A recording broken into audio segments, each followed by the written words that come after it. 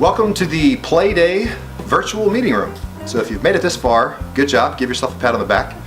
This meeting room is going to be open for you to use from today when you're watching this video all the way through the Play Day and Play Summit. This will be the same room, so if you want to come back later and test your audio, test your video, test your setup, feel free to do so. Unless you're planning to watch the Play Day and Play Summit activities on a laptop with just one or two students around, you may want to add some other gear to your toolbox.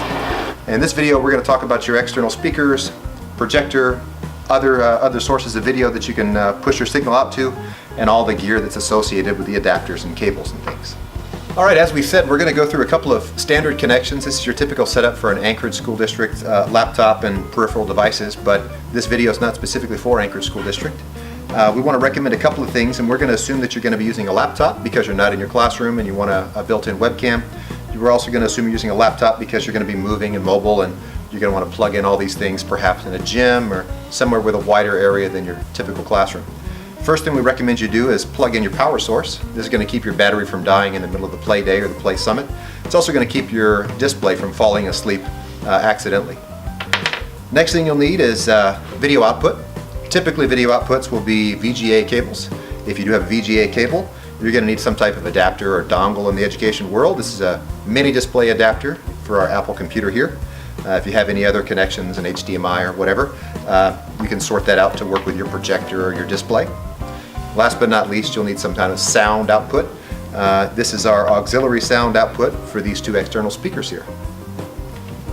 All right, you can see I've got my projector plugged in. I'm playing my video. It's much larger than it would have been on my laptop. The further the projector is from the screen or the place you're displaying to, the larger the image, obviously. So in a gym, you're going to want to think about that and put it appropriately so you have a large display. The only thing left to do now is to try to get some sound that's a little bit better than my computer.